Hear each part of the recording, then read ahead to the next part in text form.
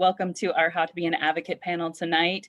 My name is Leslie Walton. I am the Member Engagement Manager for NSHSS. Thank you so much for joining us.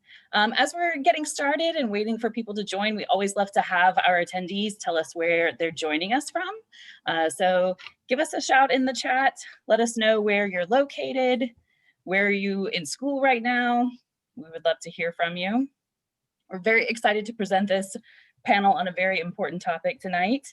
I think, one of our main goals as NSHSS is to help provide information and resources to our members so that they have what they need to promote and advocate for positive change in their communities. And yeah, just let us know where you're joining from. We'd love to hear from you. New Jersey, I see Memphis. Thank you so much for joining us. And they're on time as well, Leslie. Good for you. Well done.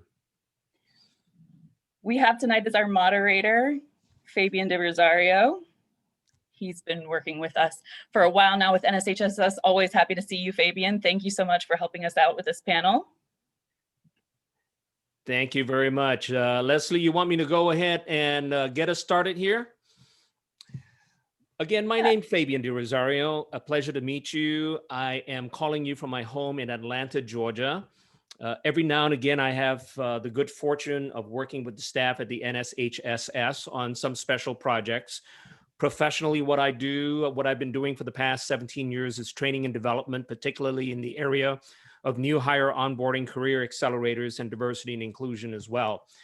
It is my distinct pleasure to acknowledge that today we are joined by 4 individuals who are not only passionate about the topic tonight, allyship, specifically, uniquely for Asian professionals, Asian Americans, Asian Pacific Islanders, not only their interest and passion for this community that we want to be allies and be supportive of, but they are also masters in their field, as you will be meeting each of them.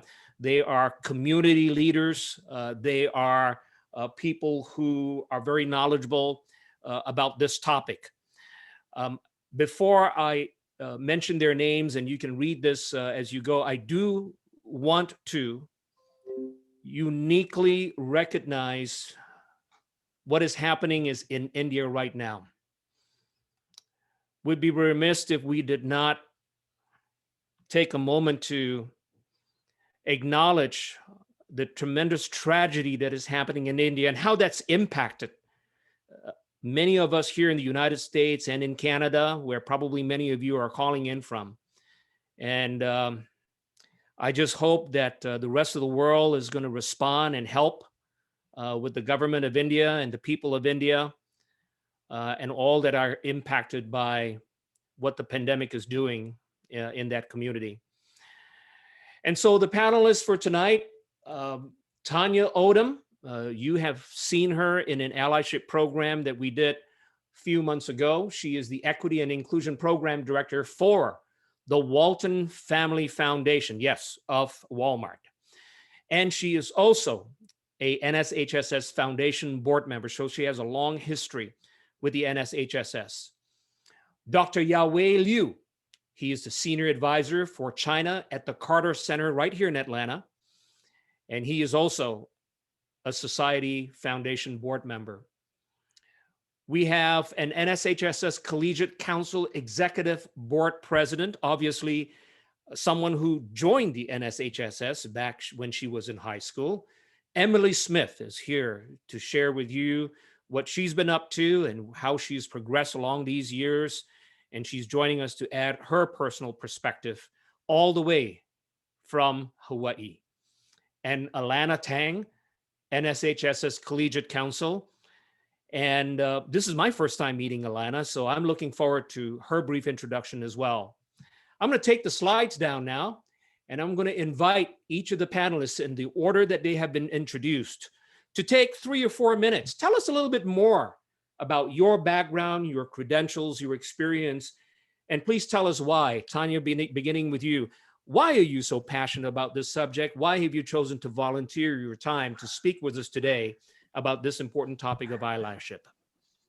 Thank you, Fabian, and thank you all for joining us on this, as I said, to some of you, rainy New York evening for me. So, the question of why am I so passionate? I mean, so we are, as Fabian mentioned, in Asian American, Asian Pacific Islander Heritage Month. And so for the last 25 years, I've spent my life dedicated to issues of diversity, equity, and inclusion and civil rights globally.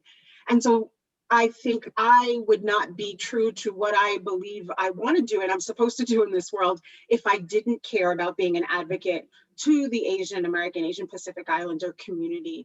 And so, there's this quote by Audre Lorde, which I think about often, which is, you don't have to be me in order for us to fight alongside each other.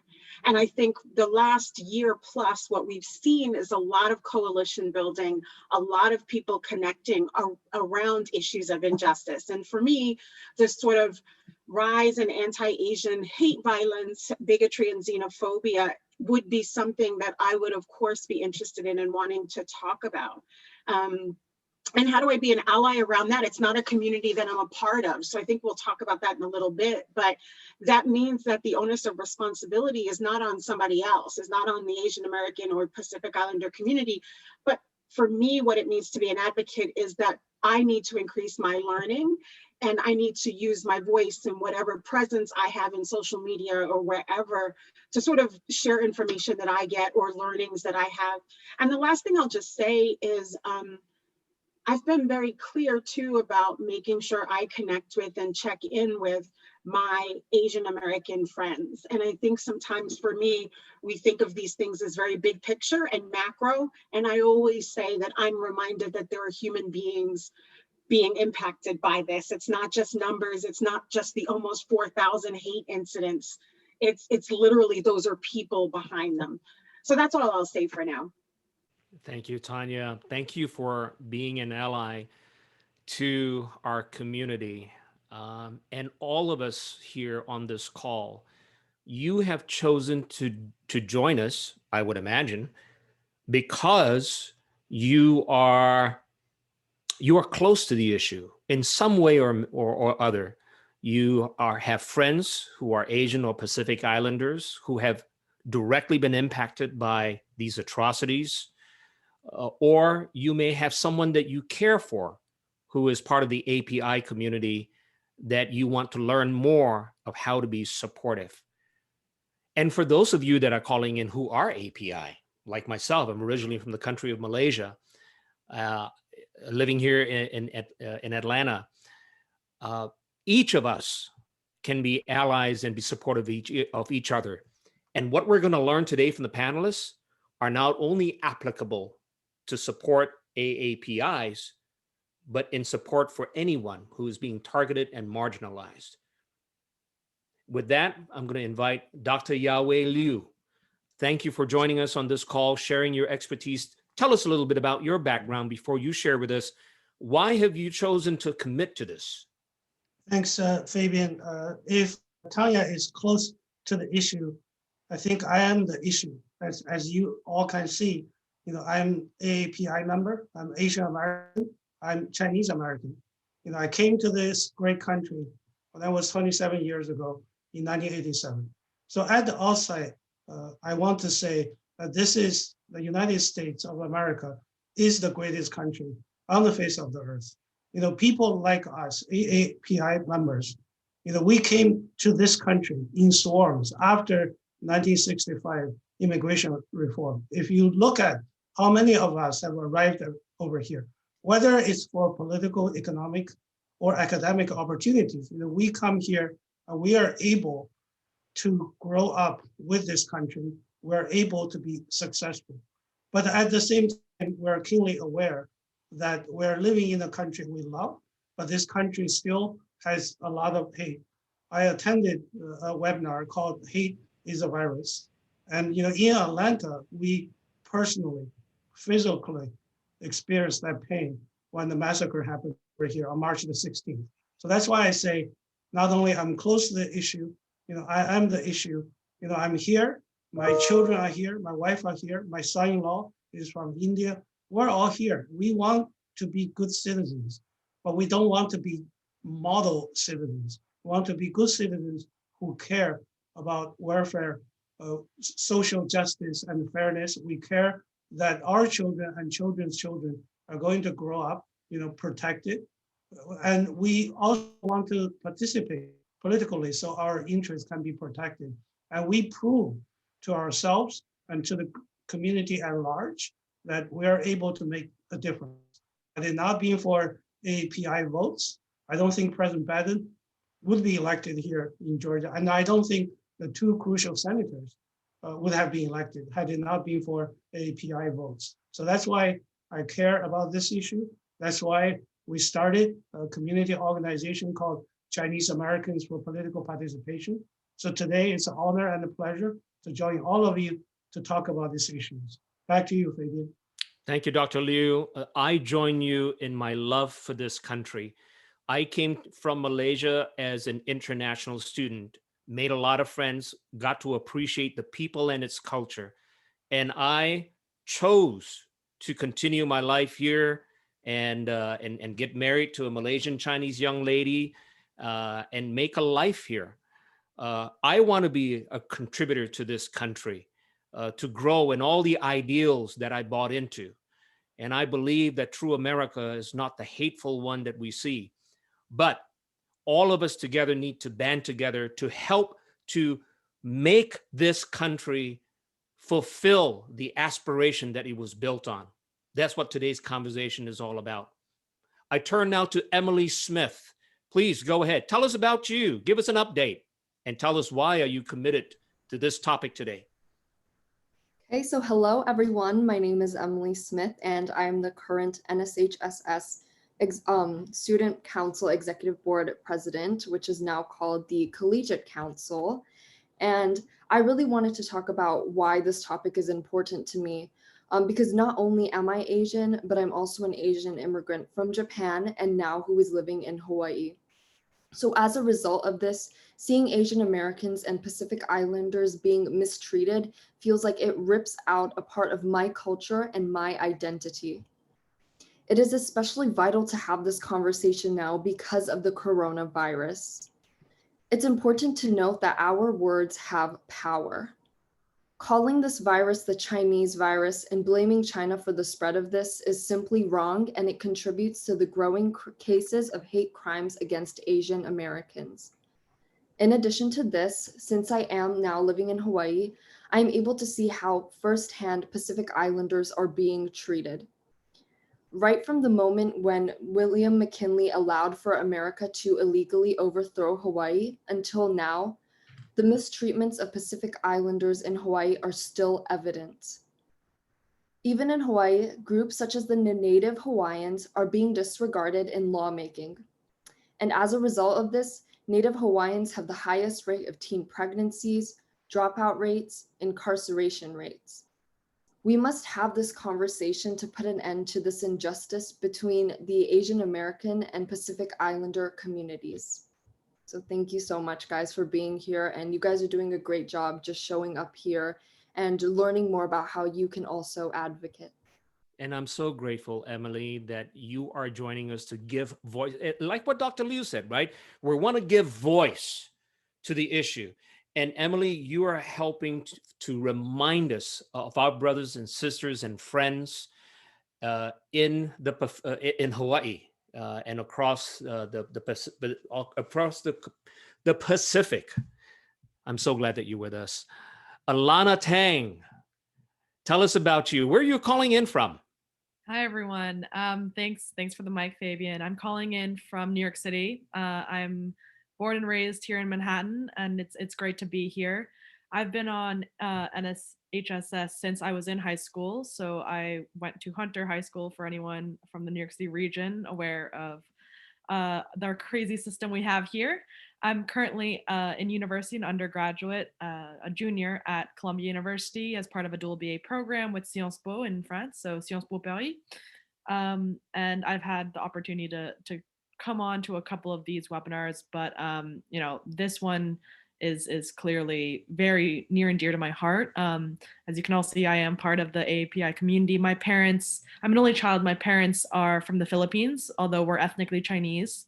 And my dad came to America a while ago.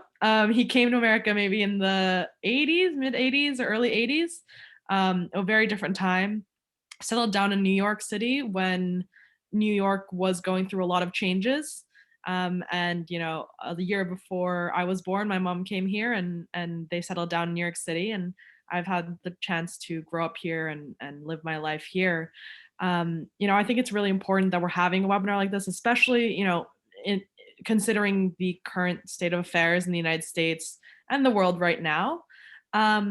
But I think all the more so, I want to help lend a voice as someone from New York City. New York City, by latest counts, correct me if I'm wrong, there's more knowledgeable heads in the room here, has one of the largest Asian diaspora communities. I think the largest population of Chinese, ethnically Chinese outside of the Eastern Hemisphere are in New York City. New York City is also obviously one of the most diverse places on the planet, and took the brunt of COVID-19 when it first hit in the United States. And also of note, now that we're talking about influential AAPI making a difference, we have callers in from Georgia. NSHSS is Atlanta based, and there is certainly large political movements going on there. Some of the most high profile AAPI politicians in the United States and political actors are in New York City. So Andrew Yang is running for mayor.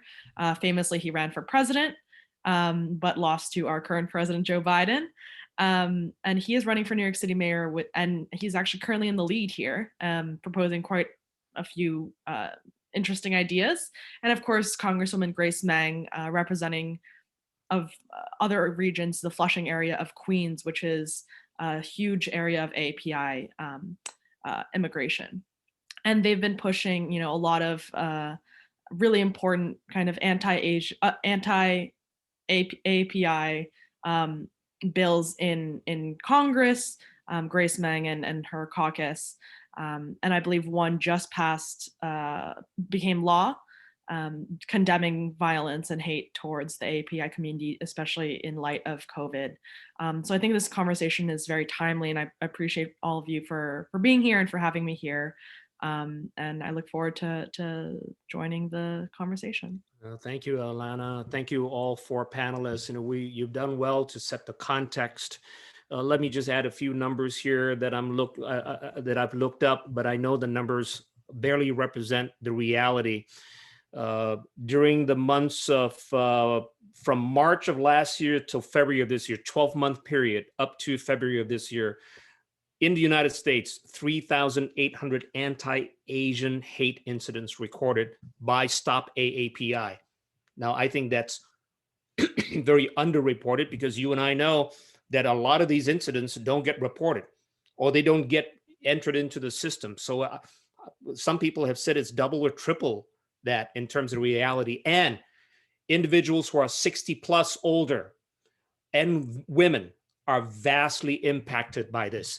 In 16 US largest cities, Alana, you talked about New York City. I think, Tanya, you're in New York City area as well. It has been heavily impacted, and reports that in these cities, anti-Asian hate crimes have surged to 145%.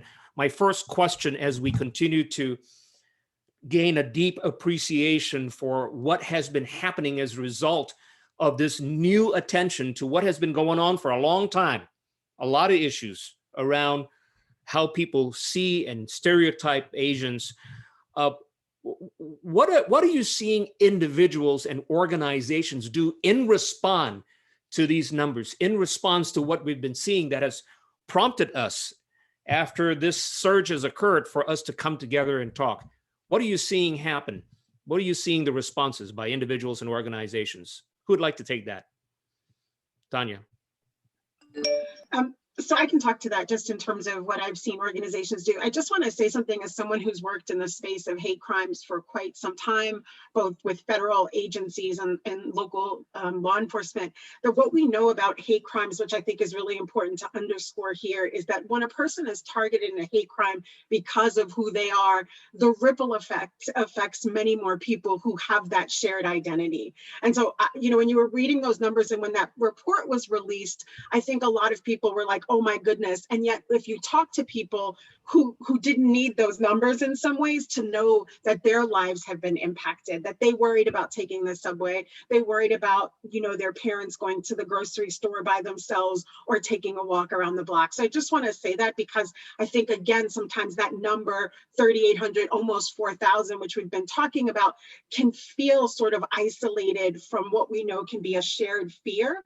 And the language is collective trauma, that there is, when people are attacked because of who they are, that's there. So what have I seen organizations do? I mean, I think I've seen everything. One is have open town halls like this to bring in speakers, to ask people to write in support of sort of the testimony that was being given before Congress, that they call their Congress people. I think people are sharing resources. There's this organization that some of you may have heard of. I'll put the name in the chat. It's called Holla Back, and they do these bystander awareness trainings. I took the training in April of 2020. At the start of the pandemic. They now have thousands of people that are signing up to take these trainings and awareness sessions to really build the skill set around how do you really not be a bystander? How do you take a stand and support people? I've also seen a focus for those in the on college campuses and in companies, a focus on the Asian or API employee resource groups or affinity groups, right? Like literally trying to elevate the voice of groups for a while. And the other thing I just want to say, and Dr. Liu talked about this, and Emily mentioned something as well. I think for me, part of the importance of looking at this issue is not to take an ahistorical perspective or analysis of this. We can't, while this is not new for many people who have this identity, we have to understand some of the things that have been in laws and in practices and the way we viewed people of Asian descent, and not let that sort of be ignored. And I think someone put in the chat that people think that, people only come here because of financial gain or financial success or academics. And if we think about history, there are tons more reasons that communities are impacted and want to come to the United States. So I think organizations are just trying to raise awareness in some ways. I think they're trying to give education and training, provide resources, and amplify some voices, I think is what I've been seeing. And if people even realized that here in the United States, back in the late 1800s, for about 90 years, the Chinese and eventually Filipinos, Southeast Asians, and even some pockets of Europeans, it was legislated that we be excluded from being able to enter into the United States, regardless of what family members that we had. And that was eventually lifted in 1968 with the new Nationality Act that came into law. We're the only race that has been excluded by law. And it goes back to the 1882 Chinese Exclusion Act. So Tanya, thank you for helping us realize that there are pockets of America that have struggled with people who are different from others. So what is the response by individuals? Dr. Liu, what are you seeing? How organizations are responding? Give us an idea of what you're seeing from your viewpoint. Thanks, Fabian. I want to start by saying that during the George Floyd protest, my daughter, both of my daughters live here in Atlanta. So my younger one started, participate in the march, and my wife told her that she wanted to go, but because of the COVID. So later on, when we met our daughter, she said, I teared up when mom said that she wanted to participate in the march, in downtown Atlanta, because that says something. Because our generation we don't like to go out to protest. We like to take care of ourselves. And I can share with you, every weekend for 15, 20 years, we took our children to Chinese language school. We want them to study the heritage, but the parents, when they get together, they talk about what universities our children are going to go. And after the children have left the house, we started talking about, during the 2008 financial tsunami, how we took advantage of the housing crash and how many apartments or homes we bought. And how much we've been making, renting these homes out.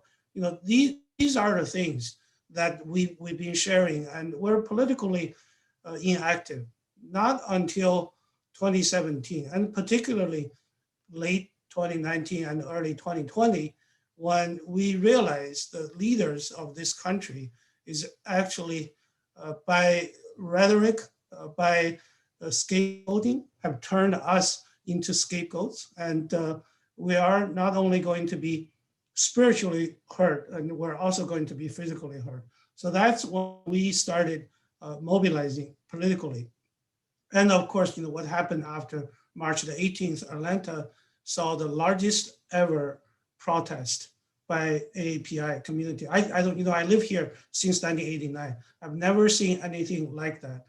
And of course, President Biden came not only on March the 19th, he came here again and visited President Carter last Friday, who really was a champion of diversity in this country. So just from the perspective of the Chinese American community, I think we certainly have realized that no one is going to help you until you start helping yourself.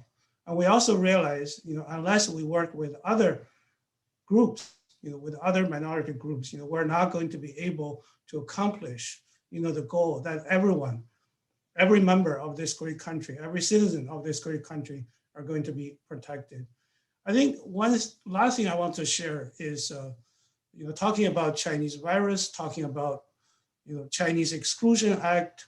Sometimes we do wonder, why, just as a self-reflection, there may be something that with our character that may be a little bit flawed. I think to have, for example, I think members of our group, Chinese American group, certainly we discriminate against other races all the time, at least among ourselves, if not publicly. So unless, we are keenly aware of these flaws, of problems that, we need to better educate ourselves. So we need to be more aware of history. We need to be more assimilated into the mainstream. We need to be responsible stakeholders of this community. Then, I think the world is going to be more perfect. Fabian, you're on mute. Thank you very much. Dr. Liu, I would submit to you that all of us, regardless of race, whatever our backgrounds, we have this human propensity to have stereotypes and biases, and we've got to manage them. And you spoke about the power of leadership. Well, may I suggest that when we have these biases that we may have, that we all should work towards, killing these stereotypes. We have these biases, and then you attach power to it, whether the person has power by virtue of leadership position, whether it's a political position or it's a leader in a work environment, or somebody has power because they are part of a mass of people that support them. When you attach power and bias, that's when a lot of atrocities can happen.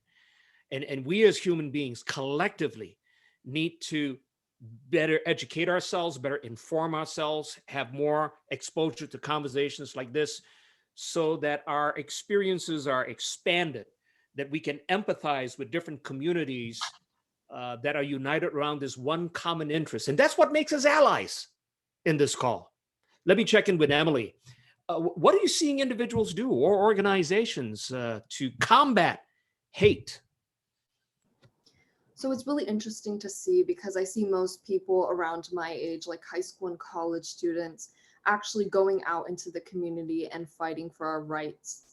So I work with the Hawaii Women in Filmmaking, which is an organization that uses women's voices in film to amplify other minorities' voices. And I see that a lot of my coworkers and friends that I've made from that organization have organized a lot of protests for Asian American and Pacific Islander rights here in Hawaii. So I think that we really are raising the next generation to be more socially aware of what is happening in the world and really teaching them how we can combat these issues. And so actually seeing that in my generation, it gives me hope that we can create a more equal and inclusive society. Thank you, Emily. And Alana, same question. Well, I just want to harken back to what the other speakers said on, AAPI's, like the AAPI community's sort of participation in American life and enriching that kind of American fabric. Emily, you're speaking about film, and of course, the Oscars just recently happened. Best Director, I believe, went to Chloe Zhao, who is also going to be directing major films in the Marvel Cinematic Universe, which I'm sure a lot of our attendees know of. Yes, I'm very excited for the Eternals as well.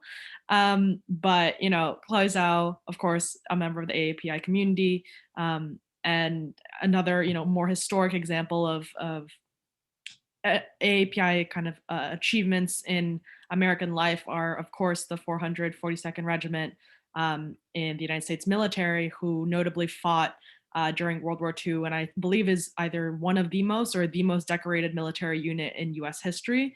They were composed of second generation Japanese Americans, many of whose parents were who themselves and their parents were put into internment camps during the war, and yet they fought with not only with distinction but great success on the battlefield, and of course in defense of the flag, freedom, and all of those things that that greatest generation fought for.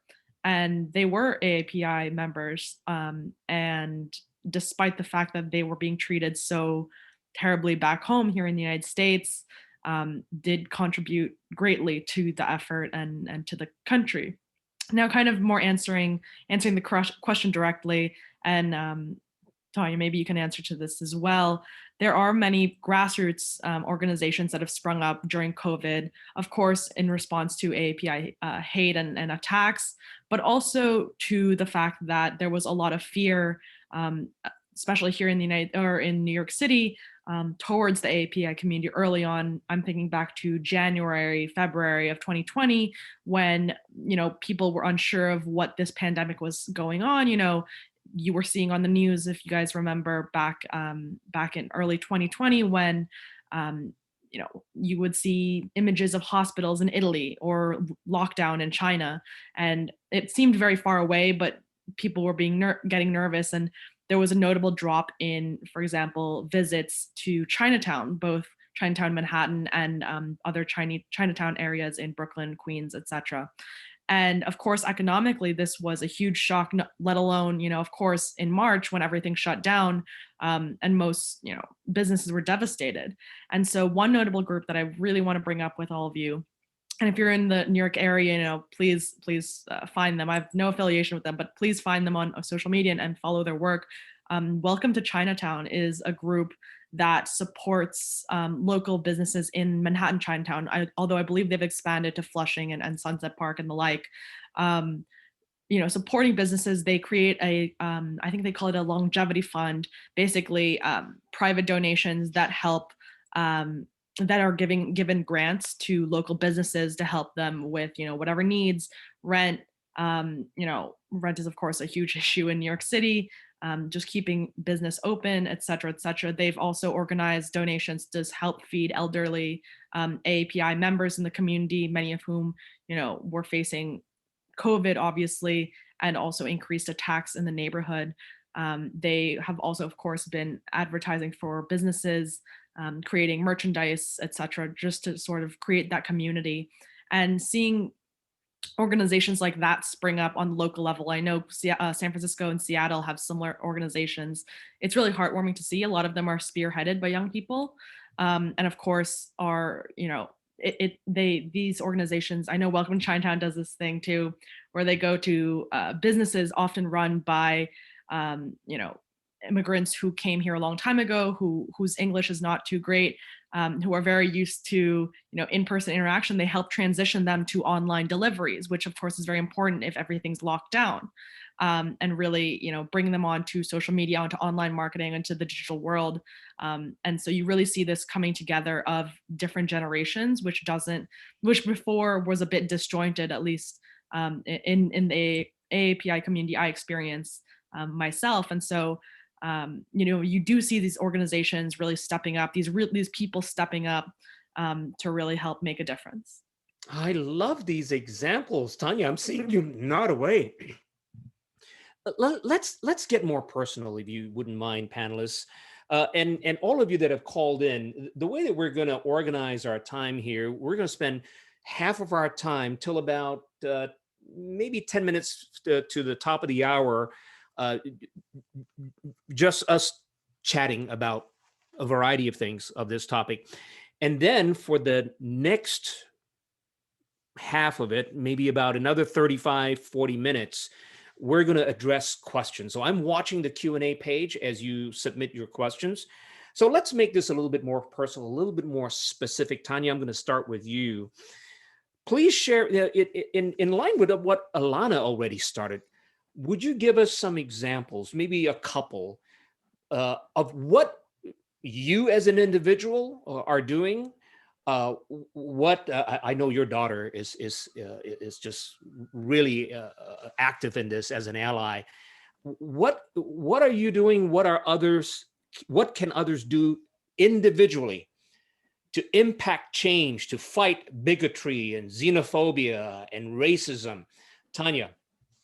Yeah, no, thank you for that. And it's actually my niece, and I think Your niece. Alana and Emily, no, that's okay. I think Alana and Emily, I'm so happy you're on this call, because I do think there's a generational sort of energy and power that we're seeing. I think we saw it after George Floyd's murder with the protests, but I see it now. I see it now after what happened in Atlanta. I see young people coming together and using social media. I mean, I think I mentioned this, it's sort of like, I don't want this to be performative, look how great I am, right? So I always caution around, like, this is what I've done. I mean, I think what I've done more recently is to continue to amplify the voices of other people, to continue to share resources on where people could make donations. The Asian American Foundation was announced today, which is huge. And that is because a lot of the giving that's been done, very small portion of the giving has been given to Asian American sort of organizations. So, spending money at organizations or businesses that, this is me personally, but other people, you can spend money just like we did and continue to do when we talk about buying Black, right? And supporting Black communities. We can buy, we can support Asian-owned businesses. And I just want to say, to Alana's point, Chinatown in New York, I mean, you can still drive through and literally compared to what it was, you just have such fewer people. We had so many restaurants and businesses close. The other thing that I've also done is I've been sharing resources like the PBS special on Asian Americans, which actually has this very long history. And if you go to the site, they've continued to update it with resources, just sharing that with people. And then amplifying the voices of people like John Yang, who to me is just this incredible civil rights leader in general, but specifically around these issues. I mean, if you want to read his testimony before Congress or hear him speak, following someone like him and sort of connecting organizations to him. And, in my workplace now, we're actually bringing him in to speak in a couple of weeks, because I think his voice is so important. He can educate other people. So that's some of what I've been doing and seeing being done. The one other thing I just want to say that I saw in Queens, New York, was there's a sign up and volunteering of people who were willing to walk Asian elders to the grocery store, to places of worship, et cetera, et cetera. And that's something that's also gotten a lot of visibility. And again, amplified, I think, mostly by a younger generation of people who really use the skills of social media, connection, et cetera, in a really unique way.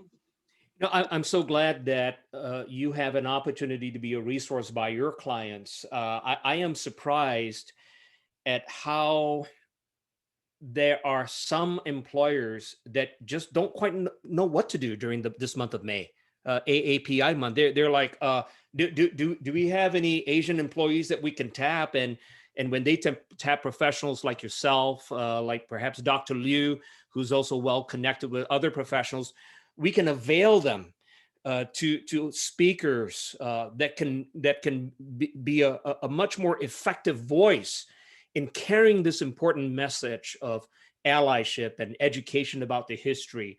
So access to these resources are absolutely important.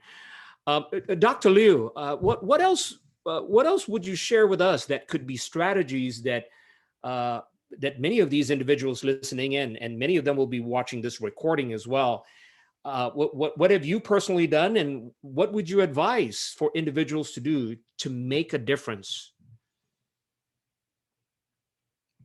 Muted. Thanks, Fabian. I want to echo what Tanya said earlier about the Asian American Foundation that was going to be launched tomorrow. Just the money pledged by the board member as of this morning is $120 million. I think this itself showed that to the America that this community has woken up, and they are going to make a difference. I think once the API community is mobilized, I think donation to that community certainly will be big. And I think I'm very proud. I heard Sonal Shah, I think Indian American, who's the president of the foundation, speaking this morning at CBS this morning. So I'm really impressed. In terms of, I guess, money, we made, we did not make much political donation in the past, but this past election season, we donated to Michelle Oh, who is the first Chinese American to be elected to the Georgia legislature. We donated to Catherine Bordeaux, who won District 6 in Georgia, which was occupied by a GOP member before. We donated to John Ossoff, to Raphael Warnock, both of whom won the election.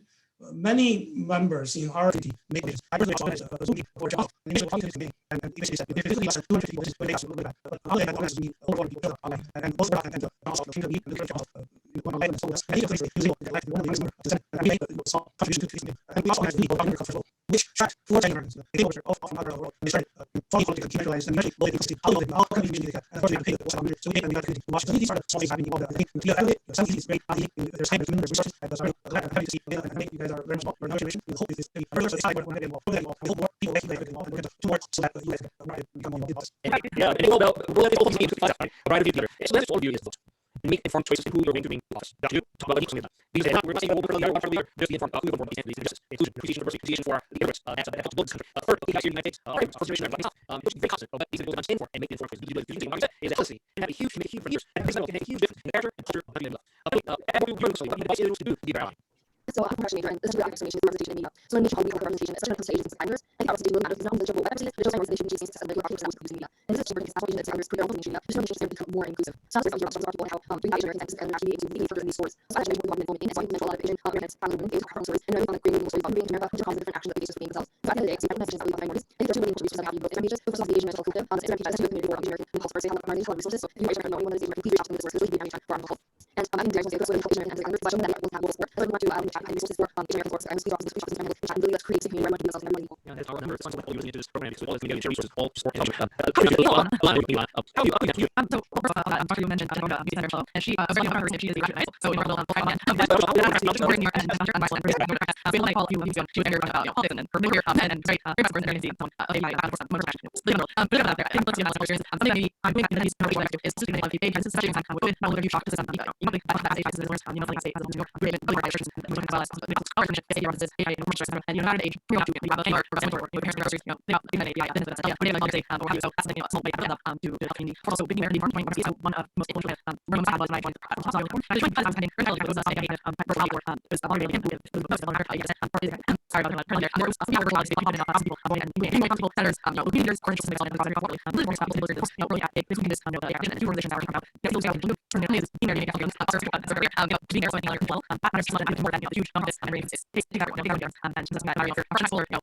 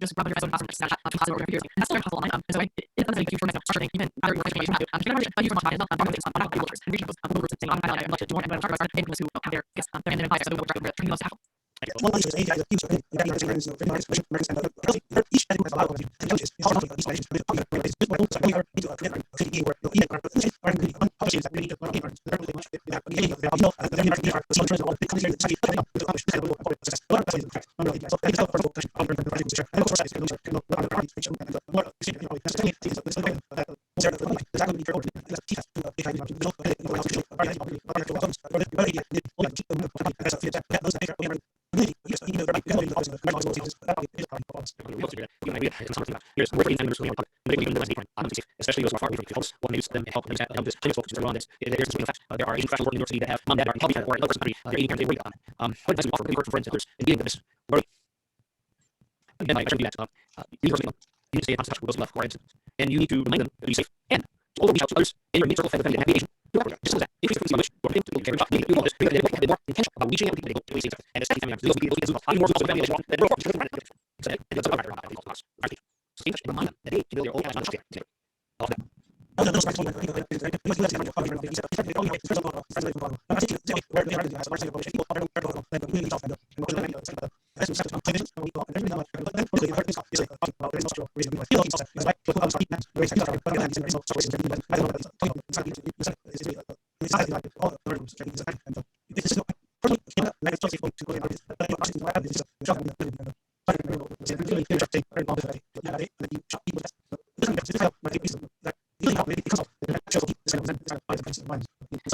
yeah, you offer some nice moves there. There is a voice here and offer when I remember some years ago I watched a video of this talk on YouTube. How do you something that number this concept of a child? And he said when you squeeze the orange, you squeeze orange real hard. What comes out in the young 0 years old? What you squeeze orange of course they're higher. Of course it's the juice, I mean juice, obviously you squeeze orange something. We all have to ask ourselves different things. Who do you say? What do we eat lines every day? Do this or are they patients that do hard to be so we want to be constantly exposed to who else not something sure but I feel about what do you that's the main thing because that's well pressure and you that's everything here you know it all becomes the thing you just have express interesting and success or success that we build our sex right now and we can so already have not such it is painful days it's just about there is just say that a lot of organizations like, and I don't know that the Y is doing something, but like my experiences, organizations like United Way, like the Y, like some of these affiliate organizations around the US have been doing some sort of programming. So calling them and asking them calling a mayor's office to find out some of the, coalitions that Alana talked about. I think it gets really overwhelming. And I think so we freeze and we can't think of some of those very specific things. I know in New York City, I would say, we have a whole campaign right now going on in New York City to raise awareness around this. So I would be curious, wherever you are, the person who just asked that question, wherever you are, are there a group of people coming together to address this? And again, for me, local governments are really a good place. In New York, I know city council members are speaking up. We have borough presidents. So I think like I said, I know that my clients are their own volunteer. So just tending to get those things like that. I think if a woman actually here, yeah, but the very fact that public questions you're actually thinking about it. And so anything you do, when you put focus on it, you will get information that we very helpful. You can do this, you can contact the local community, all this Pacific, they have a lot of resources and events as well that are being there to help community college here in my area. And the question that is doing here, and my impression is that we have some people who are still in college that essentially want to understand what needs to be done. And here's what are beneficial majors for minors in college that can help you in student advocacy. If they have any information about you, student have this interest in that. So as a program, I am majoring in design history at the University of Columbia in New York, and only board of doing so there really is a range. So we don't do one class for me. You can have a library room in the room in the booth in in your virtual library, whatever it is, you can access and just because you're not is what you then you can take that being said, if you should that's also I'm not sure all the stuff what I'm saying and other going right here very close to those standard that's all you are studying that you have to tell that to of course we're also then reading this to progress and that is happening so for very direct basic way to have to open but it's not necessarily it's really like I said I'm going to be holding my religion but it is social work. I think that's able to measure because sometimes like we see a couple and there's also struggle with the actual laws and how to did stuff for social workers really were doing that kind of family. And I remember telling this story about the first time I was with the voice that I was like more happy that I felt when the that being internally and doing really actually talk to your community and help people that actually impact these laws that are going they are. Also, I have to do this. I was just because Tuesday I know here who is a clear now, and he was here in police foundation. One of the things that concerned important is positive impact youth in these communities. I think a whole lot of difference. And the second of all, actually, the conversation I had with here there, the first team of years, and we just went out to dinner together. All of us have been vaccinated, and so we're starting to go out. We have been going out to restaurants twice, 3 times a week now. And he shared with me that he has a person of color working for him. And over the course of the past 6 months, he's been mentoring this individual, and just having a very close conversation with him about work, about the brand that he carries, and how he can make himself more competitive in the workplace. And this person has blossomed to the point that this person said to my friend who's Vietnamese actually, and he said, "Hey, I've got some friends in my neighborhood. Can you come over and have a talk with them because they're feeling very frustrated currently in terms of job prospects and all that?" Guess what? David and I and this other friend, his worker, one day we're gonna go and just have a dialogue and do what we can, whether it's coaching, whether it's just making a friendship, creating access to strangers who want to work and want to make a living and want to make a contribution, whether it's in their immediate community or just for their families alone. So don't overthink it. Don't overcomplicate it. Each and every one of us has a network of friends, relationships that we can tap into and begin to make a difference, one person at a time. I truly believe that if all of us can rally to do that, we can make change for the better. With that, I'm watching time here. We have maybe 5 or 6 minutes for final thoughts. Today's topic is allyship for APIs, but I hope that all of you have come to realize that many of these tips and ideas are applicable for allyship to any person that's being marginalized for whatever reason. Panelists, any parting thoughts? Take a minute or 2.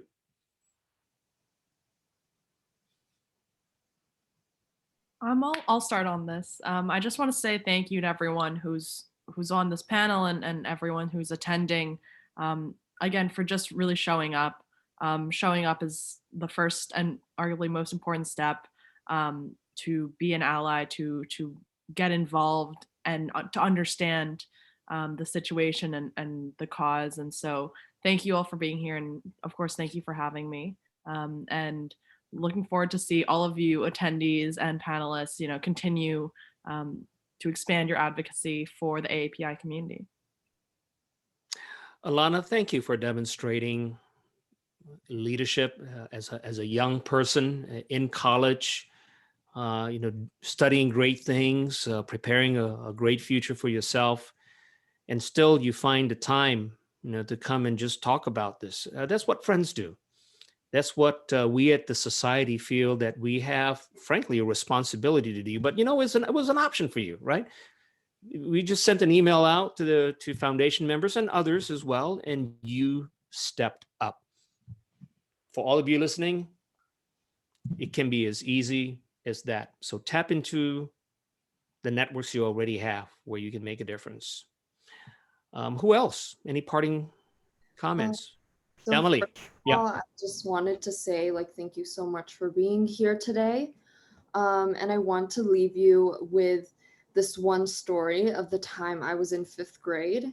And I bought a traditional Japanese lunch to school, and most of the kids in my class made fun of me, saying that my food smelled bad and even slanted their eyes towards me. And so my one friend who was not Asian, she was a white girl from Kansas, stood up for me and told those students that those jokes were insensitive. And I will forever remember that moment because this was the first time that someone had truly stood up for me against those horrendous comments of me just being Asian. And so although those comments may have seemed like something that is small, people who are not shown the consequences of saying those things in their actions grow up thinking that it's just people. So at the end of the day, whether you're Asian or not, you're Asian, and the way we help our voices of Asian and bringing intellectuals and really helped us bring progress to equality and create more of this world. So thank you so much for being here. So well said. We did very much. Everything for listening, and now you have personally taken charge to target for yourself and lead the way alone for you. Sure. Obviously, it's I hope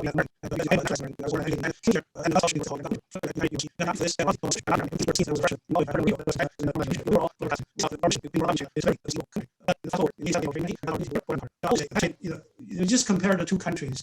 Which country is more open? How many Americans, similar to me, were able to go to China, get an education, and be successful or work for one of the leaders of the country? And so that's what I say to people when they say, "Oh yeah, you live in a miserable country." I said, "No, this is not a miserable country. This is still one of the greatest countries. But there is still room for all of us to make this country even greater." And for that to happen, I think all members of AAPI and other minority members, need to have ownership of this country, that we are proud Americans. We're going to respect others, but others also need to respect us. There's the Constitution. And so we don't need to feel bad that we don't belong or we don't look like bona fide Americans. So that ownership, I hope, I think I see that in my girls, that they do have that sense of ownership, but they also are keenly aware that there is a lot of social injustice. It's going to take a lot. It takes a village, to change the situation. So I'm very proud to be part of this webinar. I hope all those on the call will answer the call, that, to be proud American, to be engaged and to work together with everyone and to make this country an even more beautiful country. Thanks. I'm inspired, Dr. Liu. Thank you. Tanya, over to you. I don't really have much to add except to say I thank you to all of you for being here and sharing your stories and your voices. And I think those of us who maybe don't identify as AAPI to hear these stories and think about, are we hearing these stories often? Can we hear more of these stories? Can we learn more and use what we all have, which is circle of influence? We have these circles of influence in different parts of our lives, whether it be school, whether it be our family, whether it be our community where we worship. I'm just looking at the chat and seeing what people are saying they're going to do. And I think I think that's what we need to do. Like, think about what we can do within our circle of influence. And so thank you. I'm really happy that we even had this webinar and we have this focus, and that it is recorded so people can watch it. Yes, yes. All the thoughts and ideas are captured to be shared. Now, I leave you with this one quote before I pass the program to Leslie for some announcements. Martin Luther King: "Injustice anywhere is a threat to justice everywhere. We are caught in an inescapable network of mutuality, tied in a single garment of destiny. Whatever affects one directly affects all indirectly. I know you know this, and that's why you're in this session." With that, Leslie.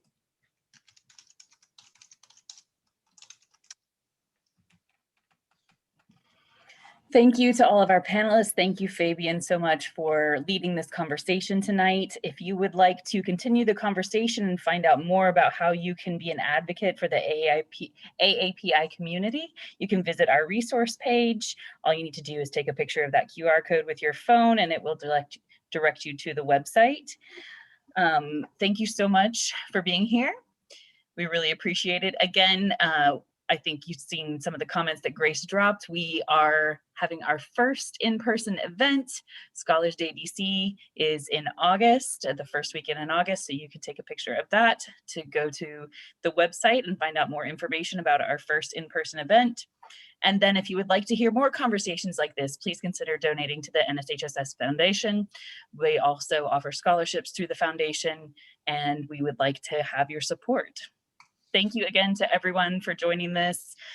It's been a real pleasure, and I think I definitely have found ways that I can do better, be better myself, and I just appreciate all of the information and the resources you provided. Thank you so much for being with us tonight, and thank you to everyone for joining us.